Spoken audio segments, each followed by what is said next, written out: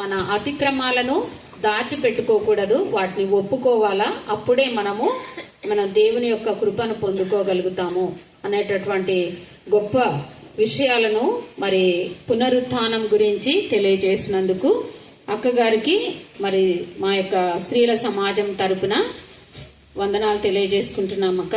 Thank you very much. రాజ్యములు నిత్య రాజ్య వారసులగునట్లు తమ తప్పిద అపరాధములను ఒప్పుకొని పునరుద్ధానుడై లేచినటువంటి యేసు వలె జీవించుటకు తాము పునః ప్రతిష్ఠించుకుని ప్రభువును స్తుతించిన ప్రతి బిడ్డకు ఇప్పుడు ఎల్లప్పుడూ సదాతోనే ఉండునుగాక. ఆమేన్. పిల్లల వివాహ విషయంలో కూడా మీరు ఎంతో గొప్ప కృప దాల్చేస్తున్నాను. నేను స్థితిస్తున్నాను బిడ్డలకు క్షేమ స్థితిలో నిర్మలకున్న దేవాన ప్రతి దేవాన విషయంలో మీరు నెమ్మది కలిగిస్తారు. సమాజం పిల్లల పిల్లలు ఎదుగుతూ తండ్రికి ఆనందం ఈ సమయంలో ప్రభును తమ సొంత రక్షకునిగా అంగీకరించి బాప్తిస్వం ద్వారా బాహాటముగా సాక్షి ఇవ్వడానికి ముందుకు వచ్చినటువంటి ఎందుకు అంటే నరుని ఆత్మ యెహోవా పెట్టిన దీపం. అది ఏం చేస్తుందంట? నరుని ఆత్మ యెహోవా పెట్టిన దీపం ఏం చేస్తుంది? వాక్యంలో ఉంది కదా, అంతరంగం అంతా ఏం చేస్తుందంట? శోధిస్తుంది. నరుని ఆత్మ యెహోవా పెట్టిన దీపము. అలాగనే అది అంతరంగంను శోధిస్తుందంట. ఏమని శోధిస్తుంది అంటే ఈ యుగ సంబంధమైన దేవత మన మనోనేతానికి గుడ్డితనాన్ని కలుగ చేసినప్పుడు అదిగో నీవు సరైన మార్గంలో లేవు చూడు అని ఈ ఆత్మ, దేవుడు పెట్టినటువంటి ఆత్మ మన అంతరంగంలో మనతో పాటు మాట్లాడుతుందంట. అప్పుడు రెండిటికి ఆ వైరం ఉంటుంది అనమాట. ఏమని? ఈ ఆత్మనేమో ఇదిగో నువ్వు చేస్తుంది తప్పు అని చెప్తుంటది. ఈ లోక సంబంధమైన యుగ సంబంధమైన ఈ దేవత గుడితనాన్ని కలిగి కాదులే, మానవులేలే, ఇలాగనే చేస్తాలే, మానవులు ఉన్న బలహీనతలే ఇవేనా చెప్తుంటది. ఇది ఏం చెప్తుంటుంది అంటే లేదు, దేవుడు పరిశుద్ధంగా ఉండాలా, పరిశుద్ధంగా ఉంటేనే పరలోక రాజ్యానికి వెళ్తాం. ఈ రెండు వాటిలో ఈ యొక్క ఆత్మల వివేచన ఉన్నప్పుడు వెంటనే భూ సంబంధమైన వివేచన అదేంటది అనగదొకేస్తుంది. కాదు, మేము దేవుని పిల్లలు, నువ్వు చెప్పే ఆలోచన సరైనది కాదు, నీ ప్రకారం మేము వెళ్ళినాము అంటే మేము పోయేది నరకానికి అని దాన్ని నోరు మోయించి దేవునికి మహిమకరంగా మాట్లాడుతుంది ఆత్మల వివేచన. హల్లెలూయా, హల్లెలూయా, హల్లెలూయా. అందుకే మత్తయి సువార్త 4వ అధ్యాయంలో ఈ యొక్క అపవాదికు సాతాను వాక్యము ద్వారా యేసుని శోధించడానికి వచ్చినప్పుడు ఆత్మల వివేచన కలిగి యేసు కూడా ఏం చేస్తాడంటే వాక్యంతో మనం తిప్పికొట్టేశారు. ఈ మధ్యాహ్నం ఆలోచన ఏముందో, మనకు కూడా కొంతమంది వాక్యము ద్వారా శోధించాలని చూస్తారు.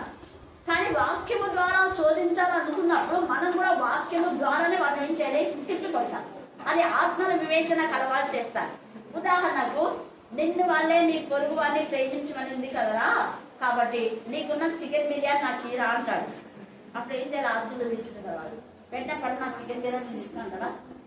ఆత్మల వివేచనతో అవును తెలుసు, ఇస్తాను, నేను కూడా ఎంత ఇవ్వాలో అంత ఇస్తా, అంత ఇవ్వను. ఎందుకు అంటే నీ పొరుగు అంత ఏది ఆశించుంటుంది కదా. వెంటనే ఆత్మల వివేచనతో ఆత్మల వివేచన కదా, ఇవ్వకూడదు కాదు, ఎంతో కొంత ఇస్తా, కానీ అంత ఇదాన్ని కాదు. నిన్ను వల్ల నీ పొరుగు వారిని ప్రేమించమని ఉంది, అట్లనే నీ పొరుగు వారిని ఏది ఆశించుంటుంది కదా చెప్పాలి. ఇది ఆత్మల వివేచన అంటే. అపవాదికు సాతానుడు బీదలకు అది ఇవ్వాలి ఇది ఇవ్వాలి అని ఉంది కదా అంటే అవును ఉంది, బీదలకు ఇవ్వమని. ఎప్పుడు ఇవ్వాలా, ఎవరిని ఇవ్వాలా? సంఘంని కాదు, నీ వ్యక్తిగతంగా నువ్వు ఇవ్వాలంటే ఇవ్వు. అంతేగాని బీదలకు సంఘం కూడా ఇవ్వచ్చు, కానీ అనవసరమైన విధానంలో దాన్ని చేయకూడదు. అలా చేస్తే దేవుడు మనకు లెక్క అడుగుతాడు. అందుకని ఆత్మల వివేచన. ఈ యొక్క దావీదు కూడా అహీతోఫెలు అనేటటువంటి వాడు ఏం చేసినా అంటే తప్పుడు సలహా ఇస్తున్నాడు. దావీదుకు తప్పుడు సలహా ఇచ్చినప్పుడు దావీదు వెంటనే ప్రార్థన చేశాడు. దేవా, అహీతోఫెలు ఆలోచన చాలా సార్లు రిసీవ్ చేసుకున్నాడు. చాలా సార్లు ఆత్మల వివేచన ద్వారా ఆలోచించి ఈ ఆలోచన నేను ఫాలో కావాలా వద్దా దేవంటే దేవుడు ఫాలో అవ్వమంటే ఫాలో అయినాడు.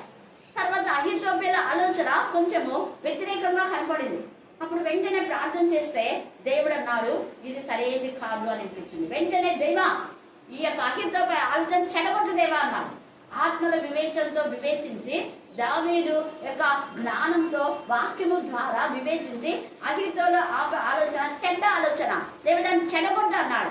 దేవుడు కూడా ఆత్మ సంబంధులైన బిడ్డలు ఆత్మల వివేచనతో ప్రార్థన చేసినప్పుడు ఖచ్చితంగా అవతల అపవాదికి సిగ్గు తెచ్చుకునేలా చేస్తారు, చెడగొట్టేస్తారు దేవుడు. అప్పుడు అయ్యో నా ప్లాన్ చెడిపోయిందే అని అహితోఫెలు ఊరేసుకొని చచ్చిపోయాడు. దేవుని పిల్లలు దైవికమైన విధానంలో వివేచించగల జ్ఞానం ఉండాలి. అలాగనే ఈ యొక్క యెఫ్తా కూడా ఏం చేస్తాడు అంటే ఆ యొక్క నేను విజయం ఉంది వస్తే మొదట నా ఇంట్లో నుంచి ఏదో వస్తుందో దాన్ని నీకు అర్పితం దేవా అన్నాడు, దైవార్పితం అన్నాడు. సరే అని చెప్పి అప్పుడు ఏం చేసింది, వాళ్ళకి మాట వచ్చింది కానీ గుండె కదిలిపోయింది. అప్పుడు అన్నాడు కదా ఆత్మల వివేచన ద్వారా దైవా నేను నీకు అప్పగిస్తాను, నువ్వేం చేస్తావు నీ ఇష్టం. అప్పుడు కుమార్తె అంది ఆత్మల వివేచన కలిగింది కాబట్టి నాన్న దేవునికి మొక్కుబడి చేసి మనం వెనక్కి తీయకూడదు, బలి అర్పించడం కంటే నా జీవితమే బలిస్తా. ఇంక ఎంత శ్రేష్టమే, బలిస్తే ఒక రోజులో పోతుంది. ఏది నా ఇంటి నుంచి వస్తుందో అది మొదటగా బలిస్తాను నాకు. ఆయన అనుకున్నాడు పశువులు ఏదో పెద్ద పెద్ద కోడలు వస్తే ఇద్దాంలే, గొర్రె కోడలు వస్తే ఇద్దాంలే, 100 గాని రాని ఇద్దాంలే ఇట్లా అనుకున్నాడు. ఏది ముందు వస్తే అది బలి అప్పగిస్తాను అన్నాడు. అంటే బలి ఏమవుతుంది, ఒక రోజులో అర్పణ అయిపోతుంది, ఒక రోజులో తింటారా అయిపోతుంది. కానీ తన కుమార్తె ఎంత ఆత్మల వివేచనతో నా జీవితమే నేను దేవునికి సమర్పిస్తాను. అందుకనే జీవిత పర్యంత వరకు దేవుని గణపరిచే విధానంలో కుమార్తె ఉంది. ఆమెతో పాటు మరికొంతమంది కన్యకలు కూడా దేవునికి సమర్పించుకున్నారు. అది చూసే ఆ ధర్మశాస్త్రం ఉంది కాబట్టి ఈ మైసమ్మ ఏదో వీరుడు వాళ్ళు కూడా కన్యకలే దాన్ని చేస్తుంటారు, అంటే కాపీ రైట్ చేస్తుంటారు. దేవుని యొక్క వాక్యంలో ఉన్నాయి కొంత తీసుకొని వాళ్ళు అలా చేస్తుంటారు అనమాట. కాబట్టి ఈ మధ్యాహ్న కాల సమయంలో ఆత్మల వివేచనతో మనం ప్రవర్తిస్తే దేవుడు మన జీవితాల్లో ఆశీర్వాదకరంగా దేవునికి మహిమకరంగా ఉంచుతాడు. దేవుని యొక్క చిత్తాన్ని నెరవేర్చినట్టు ఉంటుంది, మనకు ఆశీర్వాదం క్షేమస్థితిని కూడా దేవుడు ఇస్తాడు. హల్లెలూయా హల్లెలూయా హల్లెలూయా. అలాగనే దానియేలు కూడా ఒక మాట మాట్లాడతాడు. అక్కడున్న జ్ఞానులందరినీ కూడా ఏం చేయాలన్నాడు రాజు, నాశనం చేయాలన్నాడు. అయితే నాశనం చేయకుండా దానియేలు ఆత్మల వివేచనతో ఏమన్నాడు, అయ్యగారు ఎందుకు నాశనం చేయాలనుకున్నారు చెప్పండి అంటే అదిగో ఆయనకు ఒక కళ పడిందంట. ఆ కళగిన ఎవరు చెప్పకపోతే వాళ్ళందరినీ ఇంకా ఇలాగే చేస్తారంట. అంటే అలాగా సరే అయితే మాకు కొంచెం టైం ఇవ్వండి, మేము ఆ తండ్రి అయిన దేవుని దగ్గర అడుగుతాము. వివేకములు జ్ఞానము ఆయన దగ్గర, బుద్ధి జ్ఞానములు సర్వ సంపదలు ఆయన అయితే ఏమైనాయి గుప్తమైనవి. హల్లెలూయా హల్లెలూయా హల్లెలూయా. ఆత్మల వివేచన ద్వారా తండ్రి అయిన దేవుని సన్నిధిలో మేము అడిగాడు. దేవుడు మంచి వివేచన ఇచ్చాడు.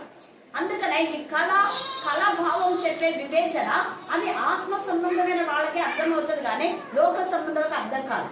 ఈ కళాభావం చెప్పినప్పుడు వెంటనే ఆ రాజు ఏం చేశాడంటే ఆ జ్ఞానులతో పాటు ఈ దానియేలు తన స్నేహితులు చనిపోకుండా అక్కడ జ్ఞానులు కాపాడబన్నారు, ఇక్కడ దానియేలు స్నేహితులు కూడా కాపాడబన్నారు. హల్లెలూయా హల్లెలూయా హల్లెలూయా. అంటే ఆత్మ జ్ఞానము ఆత్మల వివేచన ఉండేవాళ్ళు తమకు తాముగా రక్షించుకుంటారు, ఇతరులు కూడా రక్షిస్తారు.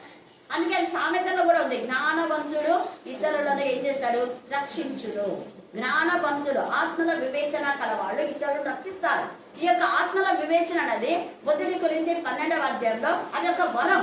అందుకని దేవుని ఆత్మల వివేచన మనం అడిగినప్పుడు వాక్యంలో ఏది మనం చెప్పాలి ఏది చెప్పకూడదు, ఆ వాక్యం యొక్క వారి రెఫరెన్స్ ఏంటి, దానికి సంబంధించిన అనుబంధం ఏంటి అనేది దేవుడు మనతో మాట్లాడతారు. అందుకే ఇక్కడ 18వ వచనంలో మనం చూస్తే ఏమంటున్నాడు చూడండి, దేవుని మూలంగా పుట్టి ఉన్న వాడెవడును పాపం చేయడని ఎరుగుదుమో. ఆలోచించాలి, అనే దేవుని మూలంగా పుట్టినవాడు పాపం చేయడం ఉంది కదా వాక్యంలో. మరి నేను దేవుని మూలంగా ఆత్మలో జన్మించి ఉంటే నేను పాపం చేయకూడదు. దేవుని మూలంగా పుట్టిన వాళ్ళు పాపం చేయజాలు. అలాగనే వెంటనే నీకు ఆత్మల వివేచన ఏమొస్తుంది? ఇప్పుడు నేను మీకు ఉదాహరణ చెప్తున్నా. ఇప్పుడు నేను ఆత్మల వివేచన ఉంటే దేవుడు నాతో మాట్లాడుతున్నాడు. ఏమని? దేవుని మూలంగా పుట్టినాను ప్రభా, నేను నాకు ఈ సంబంధమైన జ్ఞానం దయచేయండి. ఇప్పుడు యూదా 24 చదవండి, దేవుడు ఇస్తున్న రెఫరెన్స్ ఇది. యూదా 24లో ఏమని చూద్దా? ఆత్మల వివేచన కలిగి ఈ వాక్యానికి సంబంధించి దేవుడు మనతో మాట్లాడతాడు.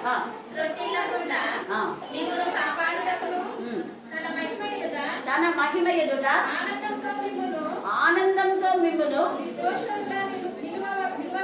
నిర్దోషులుగా నిలబెట్టుటకును శక్తి గల మన రక్షకుడైన అద్వితీయ దేవునికి మన ప్రభు అయిన యేసుక్రీస్తు ద్వారా మహిమయు మహాత్మ్యమును ఆధిపత్యమును అధికారమును యుగములకు పూర్వమును ఇప్పుడును సర్వయుగము కలుగాక. ఆమేన్.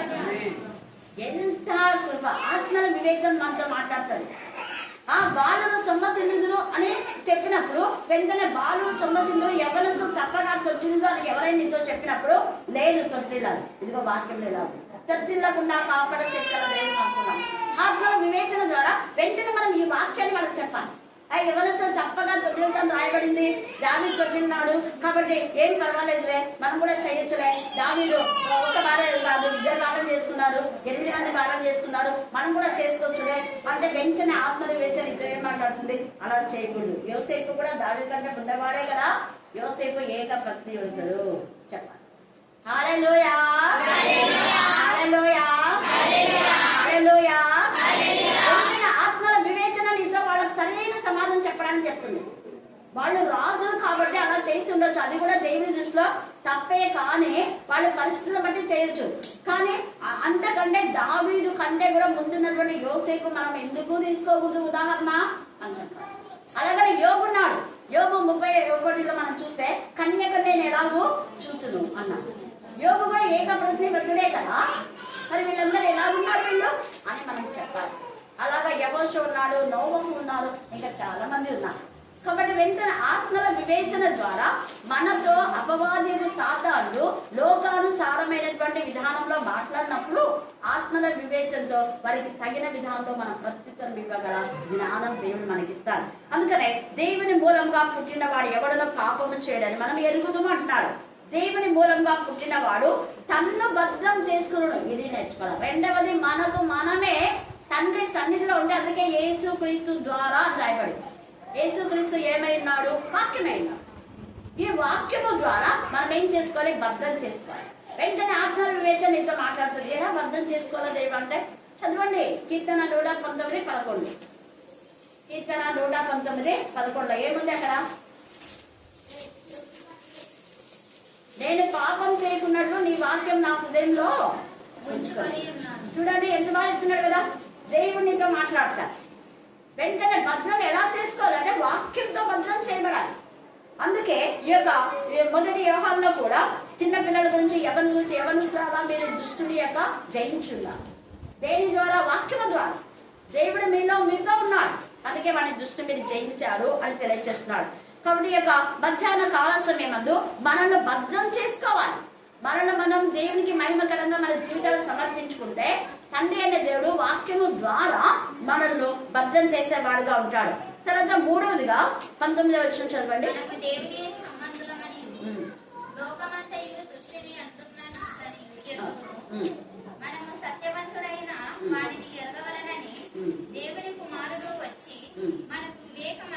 అదే దేవుని కుమారుడు వచ్చేంటే ఈ వాక్యం మనకు వివేకం ఇస్తుంది.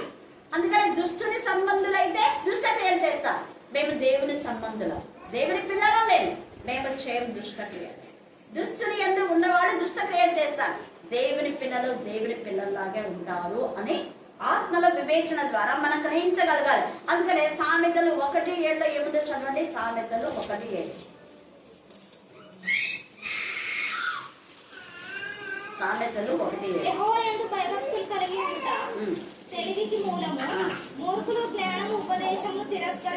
అది మూర్ఖులైతే జ్ఞానం ఉపదేశాన్ని తిరస్కరిస్తారు.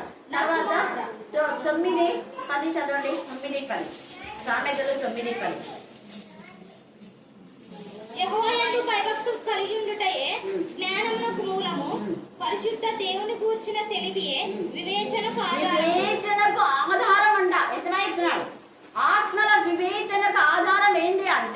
తెలివిని యెహోవా యందు ఏముండాలంట? భయము భక్తి. మళ్ళీ చెప్పండి, ఏముండాలి దేవుని యందు? భయము భక్తి. అంటే భక్తి లేని భయము వృధాయే, భయం లేని భక్తి కూడా వృధాయనే. ఉదాహరణకు చూస్తే ఇక్కడ దావీదుకు దేవుడు అంటే అమితమైన భక్తి, కానీ ఏం లేదు, భయం లేదు. ఎప్పుడు ఆ పాపం చేసేటప్పుడు, తర్వాత ఇంకా భయభక్తులు కలిగి ఉన్నాడు. పాపం చేసేటప్పుడు ఎవరు చూడటం లేదే అనుకున్నాడు. నేను ఒక్కనే మిద్దె మీద ఉన్నాడు, నేను బస్సులోనే ఉన్నాను, సీక్రెట్ గా పాపం చేస్తున్నా, ఎవరు చూడలేదు అనుకున్నాడు. కానీ దేవుడు చూస్తున్నాడన్న భయం ఉంటే ఆ పాపం చేయజాకపోయి ఉండేవాడు. తర్వాత తెలుసుకున్నాడు, అయ్యో నేను చేసిన పాపం ఎవరు చూడలేదు అనుకున్నానే. నాతాను ప్రవక్త గంతించేసరికి గుండె పగిలేలా ఏడ్చాడు, ఎంత తప్పిదం చేశాను. ఆ తర్వాత దేవా నువ్వు చూస్తున్నావని హృదయానుసారుడు అయిపోయినా, యథార్థంగా జీవించాడు, ఉన్న మాట ఉన్నట్టుగా చెప్పేశాడు. అది ఇక కింగ్ సౌలుడు హృదయంలో కూడా ద్వేషించలేదు. నువ్వు అభిషేకం పొందినవాడు, నువ్వు ఎప్పుడు నాకు తండ్రివే, నన్ను శత్రుగా నువ్వు చూసినా నువ్వు మాత్రం నాకు తండ్రివే అన్నాడు హృదయపూర్తిగా. కానీ కింగ్ సౌలు మాత్రము దేవునికి విరోధమైన దుష్టుడు కాబట్టి దుష్ట క్రియల. ఇక్కడేమో దావీదుతో నాయనా నువ్వేనా దావీదా, చిరంజీవి అవుదుగాక అని ఆడనేమో అంటాడు. మళ్ళా తర్వాత ఇంటికి వస్తేనే వాడిని పట్టుకోండి, వాడు ఎక్కడెక్కడున్నా చూడండి, వాడిని చంపాలి, వాడు బతుకుంటే నా కొడుకు రాజు కాదు. అక్కడేమో దావీదు తప్పు మాట, హృదయంలో మాట. దానికి అలా లేదు. ఆయన చంపడానికి అవకాశం వచ్చినా కూడా దావీదు అయ్యో దేవుని చేత అభిషేకం పొందిన వాడిని నేను ముట్టకూడదు అని ఆ వస్త్రాన్ని కట్ చేసుకొచ్చి, అదిగో నీ అవకాశం ఉన్నా కూడా నేనేం చేయలేదు నేను, కానీ నువ్వు ఎందుకు నన్ను ఇలా వాళ్ళ మాట వీళ్ళ మాట వింటున్నావు? దేవుడిని అడుగు, దేవుడు చెప్తాను నీకు. ఒకవేళ నేను రాసులైనా కూడా నీ కుటుంబాన్ని కాపాడుతా, అలాగే కాపాడు. హల్లెలూయా, హల్లెలూయా, హల్లెలూయా. దావీదు రాజు అయిన తర్వాత మొట్టమొదట దావీదు అడిగిన ప్రశ్న అదే, సౌలు కుటుంబీకుల్లో నేను సహాయం చేయడానికి ఎవరైనా ఉన్నారా అన్నారు. Thank God. Hallelujah, hallelujah. ఎవరైనా అధికారంలోకి వస్తేనే ఎవరెవరు రా వెనకాల నాకు శక్తి ఉంది, ముందు వాడిని వేసిరాపోరా అంటారు. అధికారంలోకి వచ్చినారంటే ఇంకా వెంటనే వాళ్ళ శక్తనాలు చేయడానికి ప్రయత్నిస్తారు. కానీ దావీదు అలా చేయాలి. అధికారంలోకి వస్తేనే తనంతగా బాధ పెట్టారు శత్రువు యొక్క వంశీకులలో ఎవరైనా ఉన్నారా అని అడిగారు. ఉన్నారండి అన్నాడు. అప్పుడే మెఫీబోషెతు కుంటివాడైనా కూడా తన బళ్ళ దగ్గర రాజుకి ఇచ్చినటువంటి ఘనత ఇచ్చాడు. హల్లెలూయా, హల్లెలూయా, హల్లెలూయా. మెఫీబోషెతు ఎంత దీనుడే, ఏమేమో మాట్లాడినప్పటికీ కూడా అలా అనొద్దు, నువ్వు ఎప్పటికీ రాజువే, నువ్వు మీ నాన్నగారు నేను ఈరోజు రాజు కావాలి అంటే మీ నాన్న నాకు సహాయం చేశాడు. కృతజ్ఞత కలిగినటువంటి జీవితం. ఆత్మల వివేచన ఉండేవాళ్ళు దేవుడు చేసిన వేళ్లలో దేనిని మరవక కృతజ్ఞత కలిగి ఉంటారు. అందుకనే ఇక్కడ ఏమంటున్నాడంటే యెహోవా యందు భయభక్తులు కలిగి ఉండుట తెలివికి వివేచనకు అదేంటి ఆధారం. దేవ ఆధారం నువ్వే ప్రభువా, నీ వాక్యం ద్వారా నాకు వివేచన దయచేయండి తండ్రి అని తండ్రిని ప్రార్థించినప్పుడు తండ్రి అనే దేవుడు ఖచ్చితంగా మనకు ఆత్మల వివేచన కలుగు చేస్తాడు. తర్వాత అదే 1 కొరింథీ 12వ అధ్యాయంలో ఆత్మల వివేచన అనే వరం గురించి 8 నుంచి 12 దాకా మీరు చదువుకోండి. అక్కడ ఆత్మ వరాలు రాయబడింది. ఇది ఒక వరం, దేవాన్ని వరం నాకు ఇచ్చాను. ఆత్మల వివేచన వరాన్ని దేవుడు మనకి ఇచ్చినప్పుడు మనం తప్పు ఒప్పులు ఏంటో తెలుసుకోగలుగుతాం. తర్వాత 4వదిగా ఏమంటున్నాడు అంటే చూడండి, ఇక్కడ పరిశుద్ధాత్మదేవుడు 20 వచనం, వానిని ఎరగవలెనని దేవుని కుమారుడు వచ్చి మనకు వివేకం అనుగ్రహించి ఉన్నాడని మనము దేవుని కుమారుడైన యేసుక్రీస్తును అంటున్న వారమై అది క్రీస్తు నందు ఉన్నామా, క్రీస్తుకు అవతల ఉన్నామా? ప్రశ్న వేసుకుంటాం. ఏసే శరీరం అంతగా నల్లగొట్టబడడానికి, భూమి దున్నబడినట్టుగా దున్నబడడానికి ఏంటంటే ఆ వీపులో చారలుగా ఉన్నటువంటి భూమిలో చారలు ఎలా ఉంటాయో ఆ చారల్లో విత్తనాలు ఎలా విత్తుకుంటామో ఏసే యొక్క ప్రతి గాయంలో నిన్నున్నట్టు విత్తుకున్నాడు. హల్లెలూయా, హల్లెలూయా, హల్లెలూయా. ప్రతి గాయంలో మనం ఉన్నాం. ప్రపంచమంతా మానవ కోటిని ఏసే గాయంలో విత్తేసుకున్నాం. కానీ మనం ఫలించాలని ఆయన ఎంత ఇష్టపడుతున్నాడు. మన ఇష్టానుసారంగా మనం ఫలించకపోతే మనం ఏం చేయాలి? వ్యవసాయదారుకుడు తాను శక్తి లోపం లేకుండా మంచి విత్తనాలు తెచ్చి విత్తి ఎరువు కావలసిన వేసి అది కావలసిన నీటిని వేసి గాలి వాతావరణం అన్ని విత్తనాలకు సమకూర్చి ఫలించకపోతే ఏం చేస్తాడు వ్యవసాయదారుకుడు? ఏం చేయలేదు. ఫలించే వాటిని బట్టి సంతోషిస్తాడు, ఫలించకపోతే వాళ్ళు. అందుకనే ఈ మధ్యాహ్న కాలచందు యేసయ్య అయితే నిన్ను నన్ను తనలో ఫలించాలని, అందుకే యేసు నందు అంటున్నాడు, యేసు క్రీస్తు నందున్న వారమై సత్యవంతులు ఎందు ఉన్నాం. మరి సత్యంలో ఉన్నామా? మనం సర్వ సత్యంలోనికి మనం నడిపించబడుతున్నామా? సత్య స్వరూపేగా ఆత్మ మనలో ఉండి మన సరైన విధానంలో గైడ్ చేయడుగాక. అది మళ్ళా 3వ యోహానులో సత్యం గురించి మనం తెలుసుకుందాం. 2వ యోహాను 3వ యోహానులో ఉంది అన్నమాట. తర్వాత 5వదిగా చివరిగా 21వ వచనంలో చిన్న పిల్లలారా పోకుండా జాగ్రత్త. ఈ విగ్రహంలో అంటే మనం ఏమనుకున్నాం, మనం అందరం ఇక్కడ విగ్రహంలో జోలికి ఇందాక చిన్నోడు ఎంత చక్కగా చెప్పినారు. విగ్రహంలో జోలికి పోకుండా జాగ్రత్తగా ఉండేదంటే మీరేమనుకుంటారు? చెప్పండి, మీరేమనుకుంటారు? తొందరగా విగ్రహంలో జోలికి పోకుండా జాగ్రత్తగా ఉండేది రాయబడింది. మీరేమనుకుంటారు? బొమ్మలకు మొక్కకపోతే చాలే, ఆ బొమ్మలకు పెట్టి తినకుండా చాలే అనుకుంటాం కదా మనం. కానీ వాక్యం అనే ఆలోచన, ఆత్మల వివేచన ఏం చెప్తుంది అంటే విగ్రహము అనేది ధనాశ ధనాపేక్ష ఒక విగ్రహమే. దేవుని కంటే ఎక్కువగా దేవుని ప్రేమించడం కూడా అది కూడా ఏంటి? విగ్రహమే. దేవునికి విరోధమైన ఆలోచనలన్నీ కూడా విగ్రహమే. అవన్నీ మన హృదయంలో నుంచి వచ్చేవి అన్నాడు మత్తయి సువార్త 15:17లో నీ హృదయంలో నుంచి వస్తున్నాయి. అవన్నీ కూడా దేవునికి విరోధం అంటాడు. నువ్వు అపవిత్రపరచబడ్డానికి విగ్రహాన్నే పూజించని అవసరం లేదు. విగ్రహంలో పెట్టిన దాన్ని తినకపోయినా కూడా నీ హృదయంలో దురాలోచనలు అక్కడ ఉన్నాయి. చూడండి, చదవండి మత్తయి సువార్త. కడుపులో పడి బహిర్భూమిలో విడవబడును గాని నోట నుండి బయటికి వచ్చునని హృదయంలో నుండి వచ్చును. ఇవే మనిషిని అదే హృదయంలో నుండి అంటే హృదయంలో వాక్యంతో నింపబడకుండా ఇదిగో అపవిత్రమైనవి ఇవన్నీ హృదయంలో నుండి అది కూడా విగ్రహాలు. అవేమేంట? దురాలోచనలు, నరహత్య అంటే ఒకరిని హత్య చేయకపోయినా మన మాటల ద్వారా అవతల వ్యక్తిని హత్య చేసే కూడా నరహత్యనే. ఇంకా వ్యభిచారం అంటే వ్యభిచారం చేయకపోయినా మోహపు చూపున్న హృదయంలో దేవునికి విరోధమైన ఆలోచన ఉన్నా కూడా వ్యభిచారమే. ఎంత తేటగా మాట్లాడుతున్నాడు ఇక్కడ. తర్వాత వేశ్య గమనములు అంటున్నాడు. వేశ్య గమనములు ఇవన్నీ అంటే ఒక భార్య ఉండి వేరే వారితో అక్రమ సంబంధం, వేశ్య గమనం. తర్వాత దొంగతనములు, దొంగతనం చేయకపోయినా చెయ్యాలన్న ఆశ ఉంటే కూడా దొంగిలించినట్టే. ఇంకా దేవదూషణలు, అబద్ధ సాక్ష్యములు హృదయంలో నుంచి. యజబేలు హృదయంలో అంతా విగ్రహాలది. ఇక్కడ యజబేలు ఆమె హృదయంలో ఏమి వచ్చిందంటే అబద్ధ సాక్ష్యంలో నేను ఇద్దరిని పెడితే ఇంకా ఖచ్చితంగా అబద్ధ సాక్ష్యాన్ని బట్టి ఆ యొక్క నాబోతును చంపేస్తే ఆ తోట నీకు వస్తుందని తప్పుడు ఆలోచన ఇచ్చింది. ఆమెకు కూడా వివేచన ఉంది. భూ సంబంధమైన వివేచన, ప్రకృతి సంబంధమైన వివేచన, దయ్యం లేక జ్ఞానం. అందుకే దాంట్లో మీరు లక్ష్యం ఉంచొద్దండి అన్నాడు.